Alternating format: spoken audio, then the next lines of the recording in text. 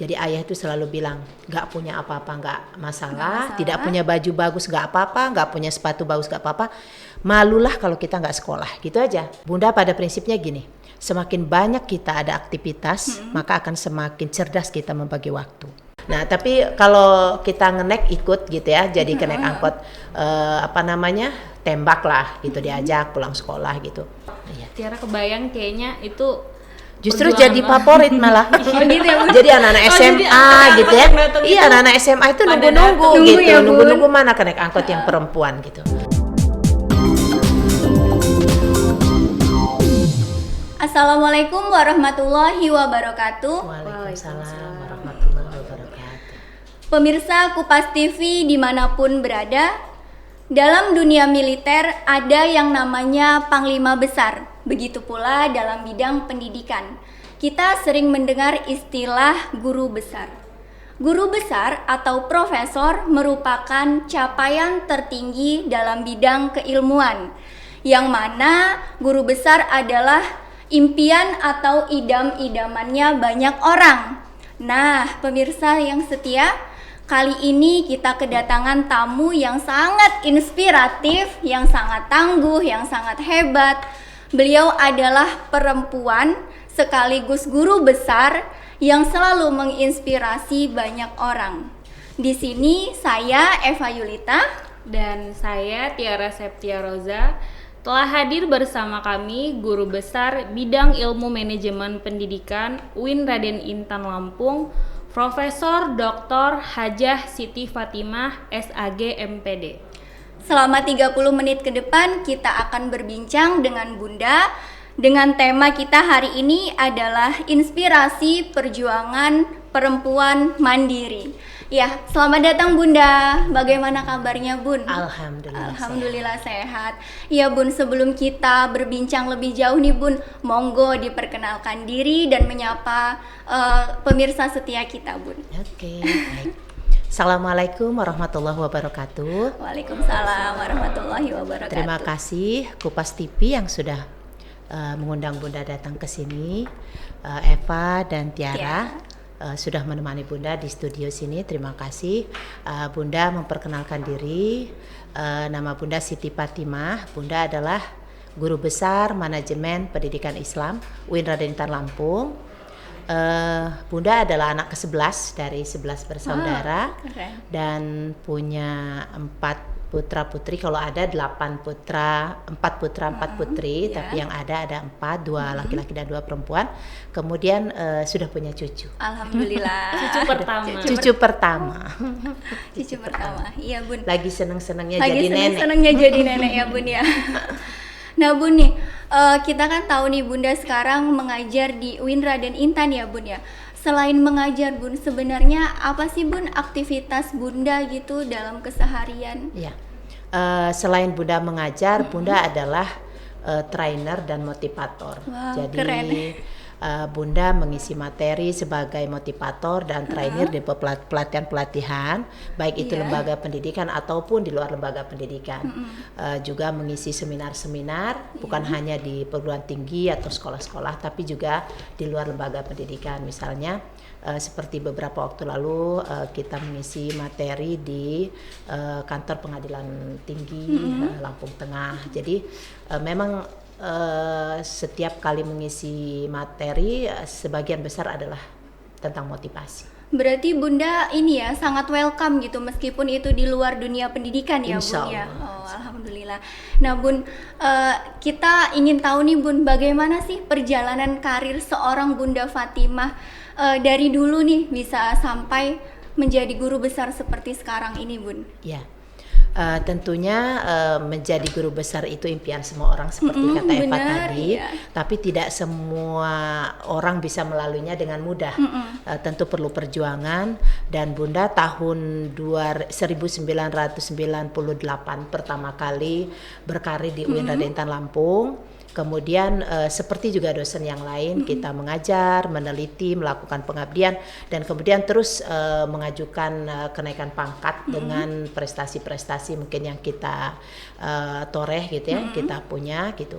Sampai kemudian akhirnya tahun 2019 Bunda bisa mencapai guru besar.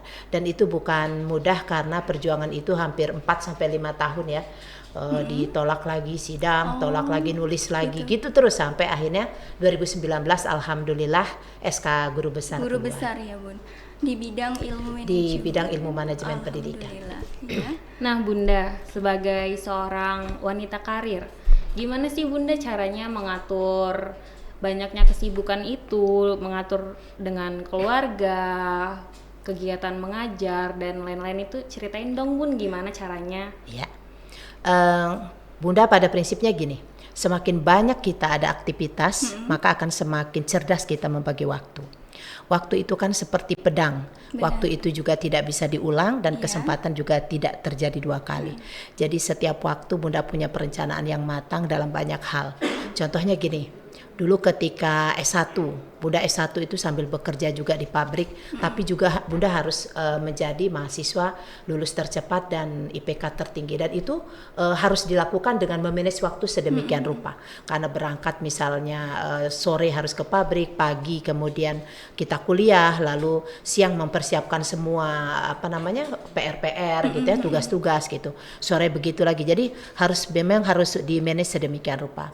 S2 juga gitu, anak sudah banyak gitu ya, apalagi berangkat S3 sudah lahir anak Bunda yang baru lahir kira-kira 2 bulan harus berangkat S3, membagi waktu antara tugas kuliah kemudian anak-anak, ekonomi lagi sangat sulit gitu ya, sambil bisnis gitu di Bandung, di UP Bandung sambil dagang dan sebagainya, dan itu membutuhkan manajemen waktu itu dengan sangat baik, profesional. Jadi bangun dari jam 2 kayaknya kurang aja waktunya. Terstruktur ya Bun ya. Terstruktur. Waktunya. Jadi memang harus walaupun Bunda ini sangat fleksibel orangnya, tapi ketika memanage waktu itu memang harus betul-betul dibuat seprofesional mungkin. Akhirnya jadi keluarga kita masih bisa kita cover gitu ya, perhatian pada anak-anak masih bisa, karir masih bisa kita jalani, kemudian tugas-tugas lain karena kita kan juga harus bermanfaat untuk umat gitu, untuk orang lain. Jadi Bunda harus tetap mengisi pelatihan ke sekolah dan sebagainya. Dan alhamdulillah sampai hari ini membagi waktu lagi buat cucu gitu ya, namanya cucu pertama. Jadi lebih banyak ke neneknya kan. Ibu muda, bapak muda baru punya anak, jadi harus nendanya lah yang banyak berperan di situ. Nah, ini harus pinter-pinter bagi waktu gitu ya. Tapi alhamdulillah semakin banyak kegiatan, ternyata kita semakin cerdas membagi waktu kita dengan baik. Justru semakin tidak banyak kegiatan, kita jadi semakin leha-leha dan banyak waktu terbuang. Mager ya Bun. Mager. Nah, tadi kan Bunda membahas tentang kerja di pabrik nih Bun. Itu sebenarnya kerja di pabrik itu Bunda kuliah dulu atau kerja di pabrik dulu? Gimana Bun ceritanya? Jadi tahun 91 kan Bunda lulus dari PGA Tanjung Karang. Bunda dari alumni PGA Negeri Tanjung Karang tahun 91. Kemudian teman-teman kan kuliah mungkin karena ada biaya. Nah, Bunda nggak punya biaya karena ayah ibu ini memang hidup sangat sederhana. Akhirnya minta izin lah untuk kerja di pabrik. Kerjalah Bunda di pabrik sepatu Eagle di Tangerang. Di Tangerang kerja di sana. Kemudian setengah tahun Bunda pindah kerja di pabrik Bandung di Garmen. Nah, ketika tahun 92 Bunda lihat di IAIN Bandung itu ada bukaan penerimaan mahasiswa baru. Akhirnya Bunda minta izin lah ke supervisornya. Boleh nggak gitu kalau saya tidak pakai shift? Kan di sana dulu seminggu pagi, nanti seminggu kita malam gitu kan. Kalau kerja di pabrik kan gitu. Akhirnya Bunda minta tolong bisa kerja malam aja gitu, pagi Bunda kuliah. Dapat izin, akhirnya Bunda daftar dan kuliahlah di IAIN Bandung sambil membagi waktu jadi buruh pabrik. Jadi suka dukanya luar biasa. Selalu ada jalan kalau kita punya keinginan. Betul, kalau punya keinginan. Dan memang tujuan Bunda kerja di pabrik itu batu loncatan untuk mengumpulkan biaya sehingga Bunda bisa masuk kuliah pertama lah, bayar pertama gitu ya. Ayah dan ibu kan nggak mungkin membiayai lagi karena kondisi ekonomi kita memang sangat sulit. Kakak-kakak juga masih baru membangun lah gitu ya, ada yang baru nikah gitu ya, ada yang memang baru bekerja sehingga tidak bisa kita andalkan. Mereka membantu semampu mereka bisa. Jadi Bunda lah harus semua sepertinya kakak-kakak Bunda juga yang lain juga seperti itu, kuliahnya harus cari biaya sendiri dan memang sudah diajarkan mandiri dari kecil. ada rasa-rasa iri nggak sih Bun dengan orang-orang yang mungkin dia kuliah tinggal kuliah, dia apa biayanya sudah dicukupi semuanya, itu ada perasaan itu nggak sih Bun? Nggak ada. Nggak ada ya Jadi memang ayah bunda almarhum dulu dari kecil kami itu sudah dibangun value, mindsetnya sudah luar biasa. Jadi ayah itu selalu bilang nggak punya apa-apa nggak masalah, tidak punya baju bagus nggak apa-apa, nggak punya sepatu bagus nggak apa-apa, malulah kalau kita nggak sekolah, gitu aja. Jadi dia selalu membicarakan tentang pendidikan, hanya sekolah yang bisa merubah hidupmu. Sehingga kalau kita nggak punya apa-apa nggak ada masalah, yang penting kita sekolah dulu gitu. Nah, Bunda tidak pernah ada penyesalan sedikit pun.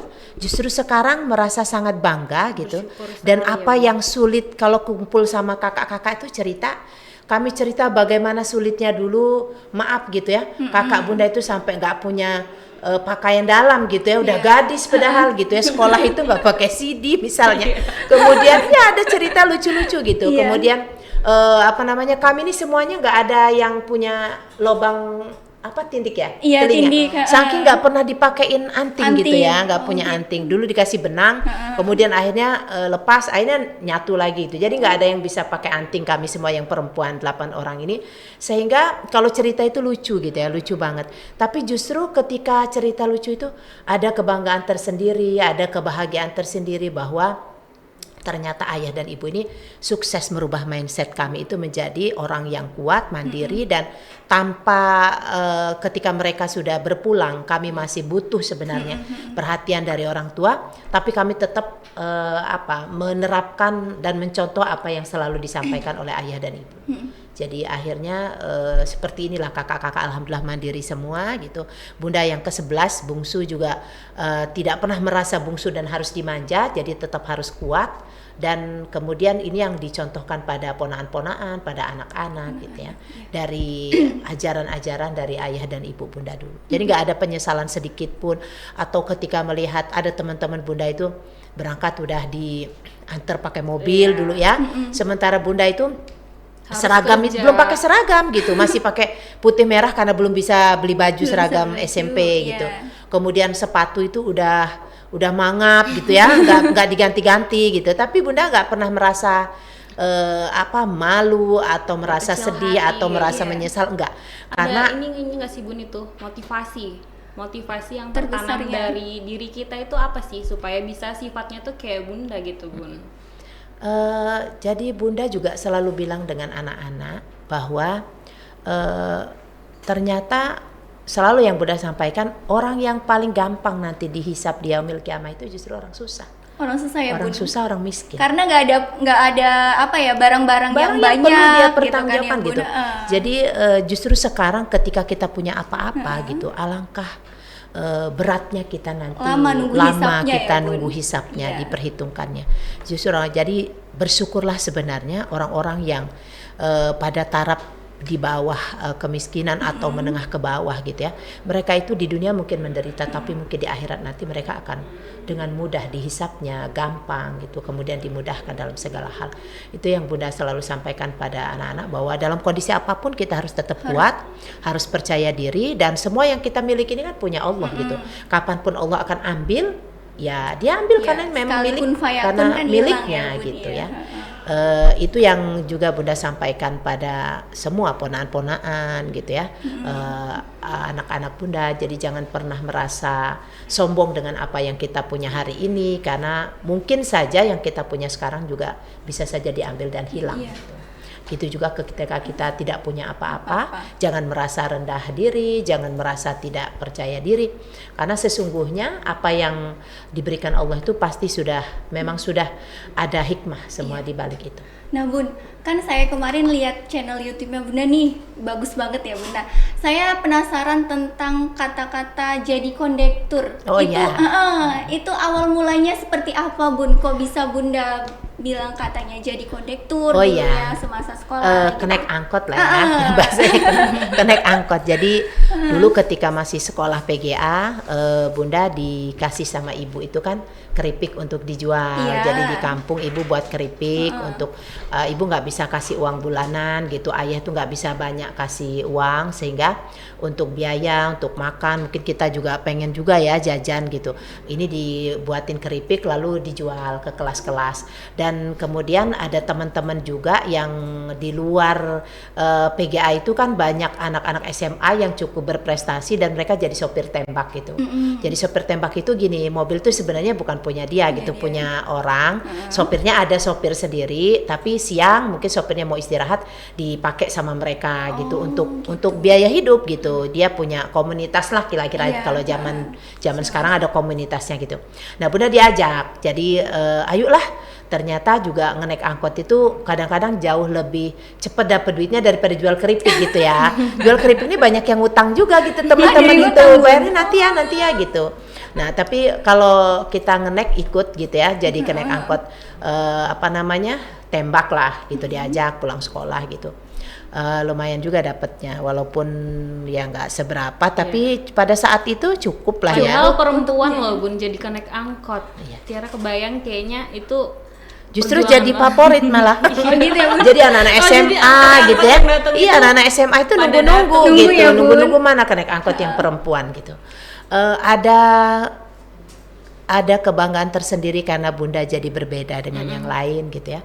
Kemudian ada kebanggaan tersendiri karena Bunda ternyata juga kuat sejajar dengan laki-laki gitu. Dan yang laki-laki juga menghargai kita gitu. Menghargai kita dan tidak ada yang merendahkan atau apa, nggak ada. Nah, Bunda ini kan tadi bilang kita ini sebagai perempuan kita juga pantas sejajar dengan laki-laki kan, Bun. Nah, Bunda setuju nggak dengan statement seperti ini? Untuk apa sih sekolah tinggi-tinggi perempuan yang Akhirnya. ujung-ujungnya kodratnya gitu kan, Bun? Di dapur, di sumur, sama di kasur. Nah, itu gimana, Bun? Iya. Sampai tahun 2022 masih ada ya, Bun? Ada yang Iya, seperti itu ya? masih ada yang itu seperti terlalu itu gitu, kolot Bun. sih sepertinya ya Bun ya. Iya. Tanggapan Bunda silakan. Iya. Gimana, Bun? Menurut Bunda gini, perempuan itu harus cerdas, harus pintar, harus salehah, karena dia akan jadi ibu bagi anak-anaknya. Jadi kita sekolah tinggi atau apapun itu, yang paling penting motivasi kita adalah bahwa kita akan jadi ibu untuk anak-anak kita, dan rumah itu adalah madrasah bagi anak-anak. Sekolah utama itu ada di rumah. Nah, kalau kita tidak cerdas, bagaimana kita mengajarkan anak-anak kita? Benar. Sementara anak-anak kita itu 0 sampai 5 tahun itu akan melihat ayah ibunya gitu. Dia akan melihat perilaku ayah ibunya. Jadi perempuan yang pendidikannya bagus, dia juga salehah gitu. Insya Allah bahasa dan tutur katanya juga akan santun, dan itu akan ditiru oleh anak-anaknya. Jadi kalau ada anak kecil main umur 2 tahun, 3 tahun terus bahasanya kasar dengan temannya, yakinlah pasti ibu bapaknya seperti itu di rumah. Cerminannya gitu. ya. Cerminan dari ayah ibunya. Nah, kalau orang yang sekolah gitu, yang sekolah tinggi, sekolah bagus gitu, insya Allah dia akan menjadi ibu yang baik. Sebab bangsa ini akan maju, bangsa ini akan hidup, bangsa ini akan semakin kuat.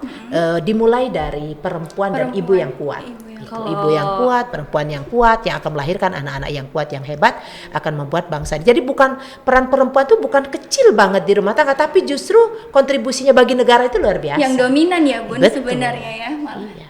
Malah kalau menurut pepatah itu buah jatuh tidak jauh dari pohonnya. Itu kita sebagai perempuan akan menjadi contoh banget ya untuk anaknya. Iya, Selain anak kita jelek, kita juga dinilai orang, ini nggak becus ngurus anaknya. Iya, gitu. betul. Jadi kesuksesan seseorang itu atau orang tua itu bukan dilihat berapa banyak dia punya mobil, berapa banyak dia punya deposito, berapa banyak dia punya harta. Pasti yang akan dilihat adalah anak-anaknya nanti. Iya. Ketika anak-anaknya sukses, anak-anak jadi, baru orang bilang hebat ibu bapaknya. Iya. Sukses ayah ibunya. Gitu. Tapi kalau dia kaya luar biasa hebat begitu, lihat anaknya misalnya narkoba, Pak. Kasihan banget ayah ibunya. Berarti nggak sukses. Nggak sukses, Bun. Iya benar. Bun, ini kan saya sebagai perempuan mewakili lah ya, perempuan-perempuan yang memang dikatakan umurnya udah lumayan dewasa gitu. Sering mendapat ucapan bahwa perempuan kalau sekolahnya tinggi, karirnya tinggi, nanti laki-laki Melawan. itu minder, katanya atau gitu Bun. ngelawan suami. Nah jadi jodohnya itu lama katanya. Itu sebenarnya bener nggak Bun pandangan yang seperti itu gitu? Enggak. Jadi dahan jatuh dari pohon itu tidak mungkin terjadi kecuali karena takdir Allah. Begitupun tentang hidup kita, tentang jodoh kita.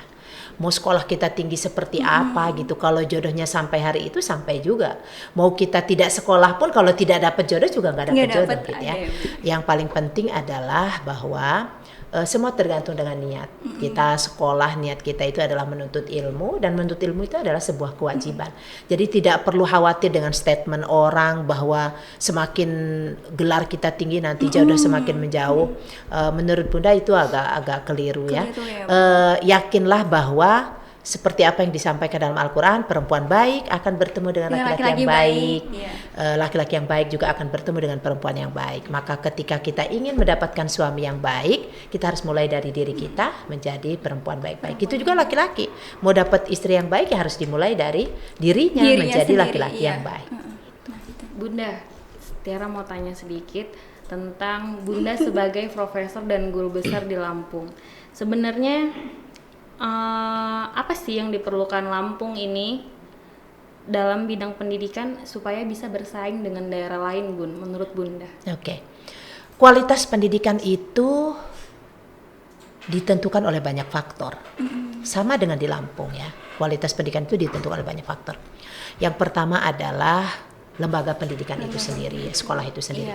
Di sekolah itu ada kepala sekolah, ada guru, ada pengawas, ada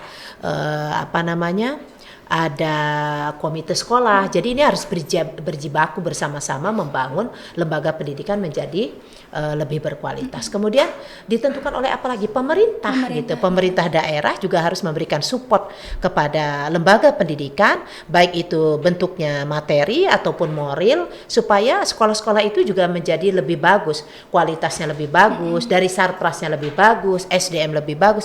Jadi support dari pemerintah juga luar biasa gitu untuk meningkatkan pendidikan. Kemudian jangan lupa orang tua harus satu visi dengan lembaga pendidikan supaya dia juga bisa mendidik anaknya di rumah sejalur dengan apa yang diinginkan oleh lembaga pendidikan gitu. Kalau di sekolah anak itu diajarkan sholat itu wajib, harus tepat waktu dan sebagainya, ayah ibunya juga harus memberikan contoh seperti itu. Jadi satu visi.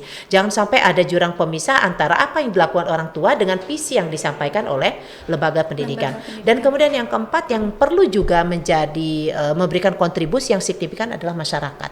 Jadi masyarakat kita tidak boleh diam ketika ada lembaga pendidikan yang mungkin kurang dalam kualitasnya, mungkin ada sesuatu yang terjadi di lembaga pendidikan, misalnya mungkin terjadi pelecehan atau apa, atau ada siswa yang tidak tercover. Jadi masyarakat juga harus bisa jadi pengawas, harus bisa mensupport sekolah atau lembaga pendidikan sehingga sama-sama bekerja sama empat komponen ini untuk sama-sama membangun pendidikan di Lampung. Jadi ada pemerintah daerah, ada lembaga pendidikan dengan semua komponennya, ada masyarakat dan ada orang tua yang sama-sama bisa memberikan support pada pendidikan di Lampung. Nah Bunda kan sudah lama nih mengajar ya Bun ya. Ada nggak sih Bun cara jitu gitu supaya mahasiswa ataupun murid itu nggak bosen, nggak ngantuk gitu ketika diajar? Itu caranya bagaimana Bun? Ya, sebenarnya banyak sekali cara untuk membuat proses pembelajaran itu menjadi menarik. Jadi kalau misalnya kita lihat mahasiswa atau siswa kita itu nguap terus, belum tentu itu karena ngantuk, tapi bisa jadi karena boring dia ya, jenuh. Biasanya yang buat jenuh itu kan dosennya, gitu. Dosen yang buat jenuh. Nah, salah satu cara yang buat mahasiswa itu tidak jenuh adalah bagaimana kita mengatur metode dan strategi belajar mengajar itu yang aktif, gitu ya.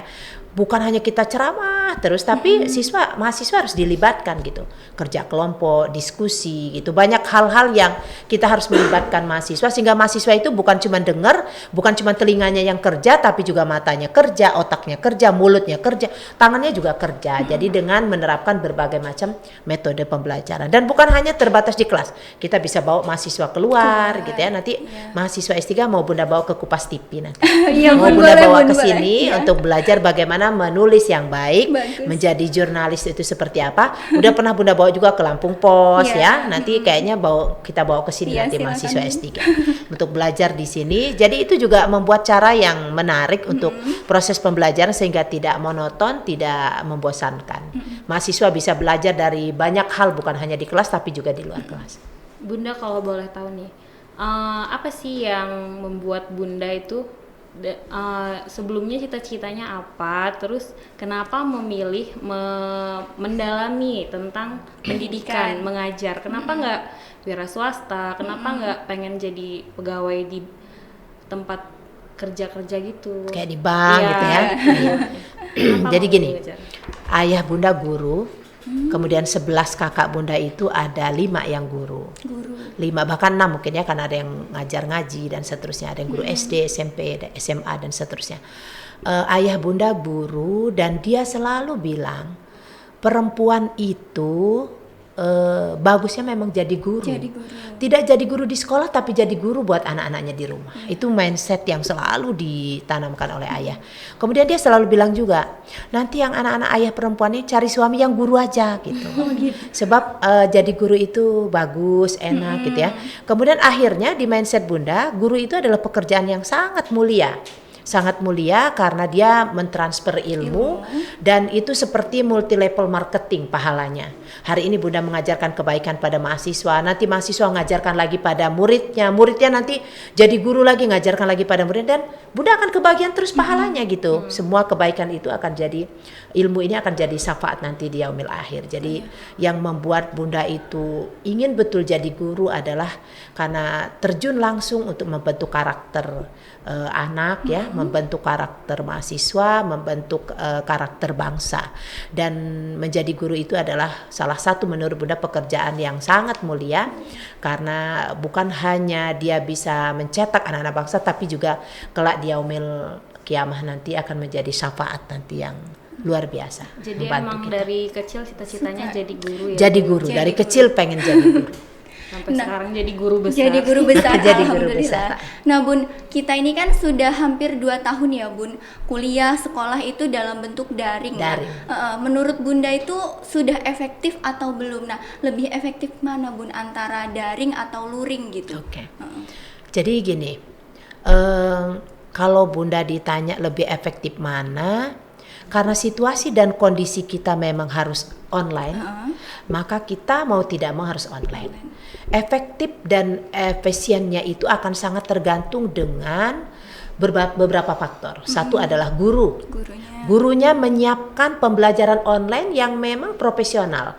Jadi bukan online ini menjadi lebih mudah kemudian akhirnya guru tidak mempersiapkan seperti dia ngajar biasa. Justru dengan online ini guru harus mempersiapkan sedini mungkin. Apa yang harus saya siapkan ketika ngajar hari ini? Kemudian supaya saya bisa mentransfer ilmunya dengan tidak membosankan, murid saya juga tetap bisa belajar, saya harus mempersiapkan apa? Jadi online itu bisa jadi efektif jika kita memberikan proses pembelajaran dan menyiapkannya itu dengan profesional gitu. Tetap ada RPP, komunikasi dengan siswa tetap komunikatif dalam bentuk Zoom misalnya.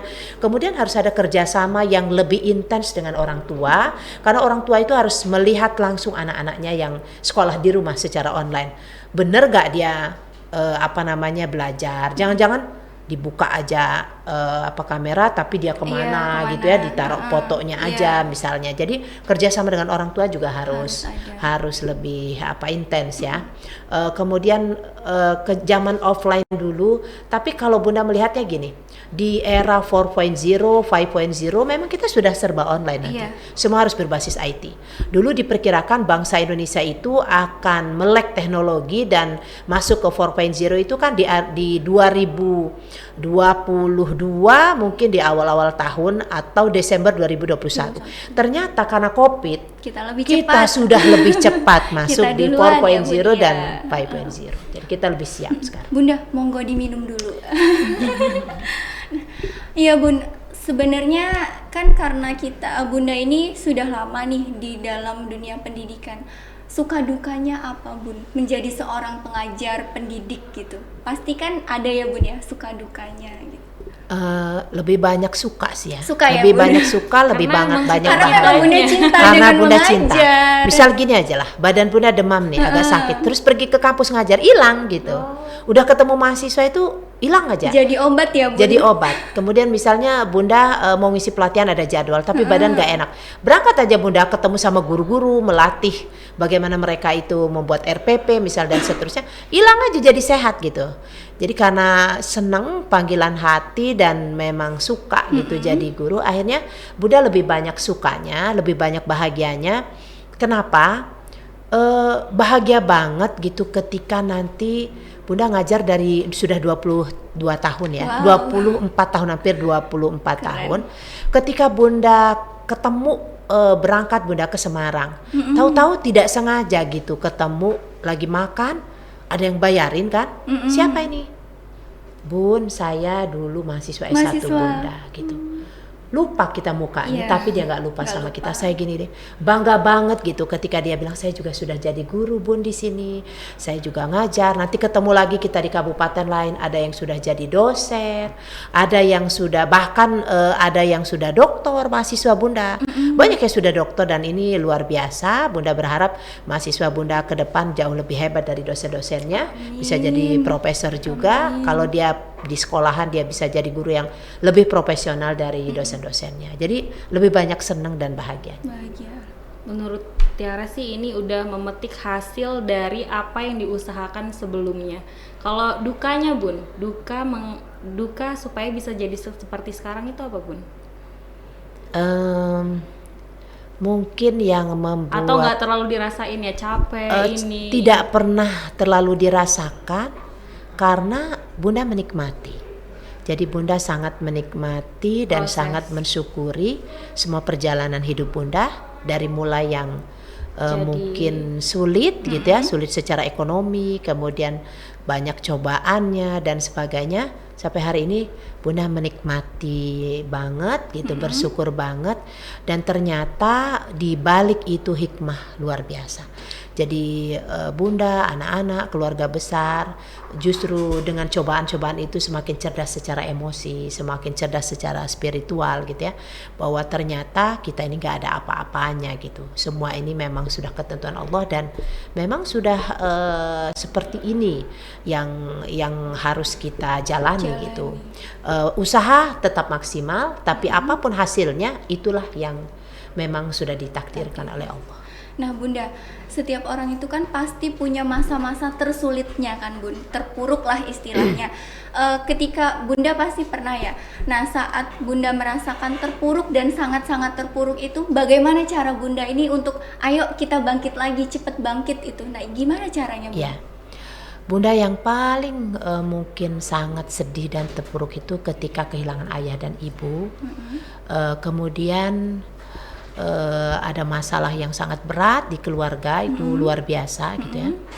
Dan ada yang Bunda lakukan sampai hari ini, kalau Bunda ada cobaan-cobaan yang sangat berat, ada Bunda baca Quran, surat-surat tertentu yang akhirnya membuat Bunda itu tenang, seperti surat Ar-Rahman.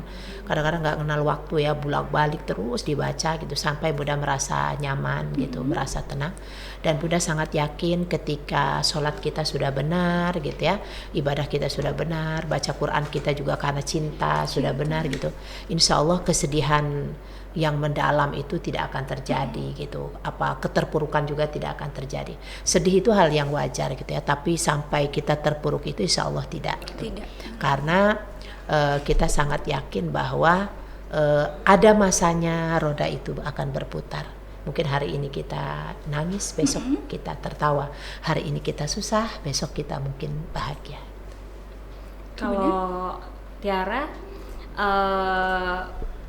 tugas kuliah udah terlalu banyak, ini udah terlalu banyak, Pusing. itu udah pusing banget. Padahal bukan mikirin kuliah besok, biayanya gimana, itu udah Hanya pusing karena loh. tugas saja ya? Iya, Hanya karena udah tugas saja. udah tertekan kayaknya ya Bun ya. Bunda luar biasa sekali itu bisa. Dia tadi bilang yang paling terpuruk itu cuman ketika dia tinggal orang tuanya. Kehilangan loh. orang tua, iya. Dalam meniti karir, meniti pendidikan gitu nggak ada sama sekali ta Bun? Gak ada yang membuat Bunda terpuruk, justru semua cobaan itu jadi injeksi buat Bunda gitu. Setiap ada cobaan, setiap ada sesuatu yang sangat berat, itu Bunda lihat ini adalah injeksi yang dikirimkan oleh Allah gitu untuk supaya Bunda itu bangkit lagi. Begitulah Bunda juga mengajarkan pada anak-anak, cobaan apapun, seberat apapun, kalau kita sudah duduk bersimpuh jam 3 malam gitu dalam sholat malam kita, insya Allah semuanya jadi ringan. Karena yakinlah bahwa akan dijaga oleh Allah kita kalau kita istiqomah melakukan kebaikan. Nah Bun, gak terasa ternyata udah 30 menit Bun. Terakhir, closing statementnya untuk teman-teman di luar sana, untuk kita juga nih Bun, gimana semangatnya supaya kita tetap semangat gitu menjalani kehidupan yang ya memang gak mudah gitu kan Bun. Silakan Bun. Yang pertama adalah untuk jadi sukses itu tidak cukup kita akan berleha-leha, jadi harus kerja keras. Orang sukses itu pasti akan melalui proses yang panjang dan kerja keras. Sehingga menurut Bunda, manajelah waktu sebaik mungkin. Lalu tidak ada yang bisa merubah hidupmu kecuali dirimu sendiri. Dan yang paling penting adalah selalu jadikan Allah itu orang yang pertama. Jadi selalu jadikan Allah itu yang pertama dalam hidup kita, dalam sikap kita, dalam bicara kita, dalam semuanya. Karena insya Allah bersama Allah itu tidak ada yang sulit. Online 24 jam bersama Allah dalam setiap waktu, insya Allah ini yang akan membuat kita menjadi lebih mudah.